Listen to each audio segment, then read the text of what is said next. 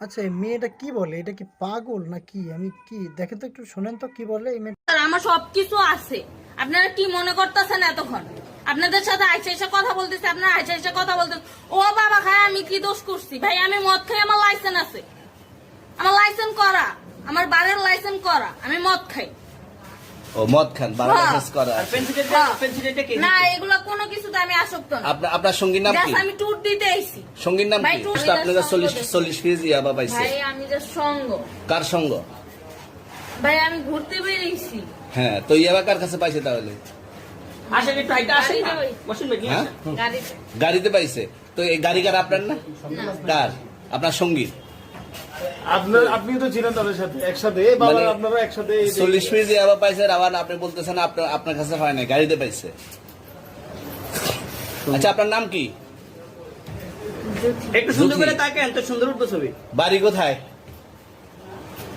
ঢাকা মিরপুর। ঢাকা মিরপুর। বাবার নাম কি? বাবার নাম বলা লাগবে? হ্যাঁ, বলেন কি না বাবার নাম বলেন? রহমান। রহমান। মায়ের নাম? পারুল। পারুল। এই ব্যবসা কতদিন করেন? এই আজকের থেকে শুরু। আজকে থেকে শুরু। আর কতদিন চলবে, এরকম কতদিন চলবে না এই তবে ব্যবসা? থেকে তোদের এই থানা থাকবে, যতদিন এই থানা থাকবে, আমাদের মতন মানুষ থাকবে, ততদিন ব্যবসা চলবে। আপনারা চালাচ্ছেন বিদায় তো চলবে। আচ্ছা, ঠিক। আমার বাপের জন্মে কেউ হয় নাই, আমার জাত গোষ্ঠীতে কেউ হয় নাই। এখন এই মালগুলো আসলে কার? এই যে 40 পিস ইয়াবা, এগুলো কার? এনাদেরকে জিজ্ঞেস করেন, আমি কি তো পাইছে তো আপনাকে সহ, গাড়ি সহ, আপনার সঙ্গী সহ। আপনার আরে সঙ্গী ভাই, পাইলেই কি আমার নাকি? আজব আপনার তো, সঙ্গে- আপনারা আপনার- আজব আজব প্রশ্ন করতেছেন কি লিগা? ইয়াবা পাইছে মানে কি আমার? ইয়াবা কার হ্যাঁ? তাহলে? গাড়ি কার?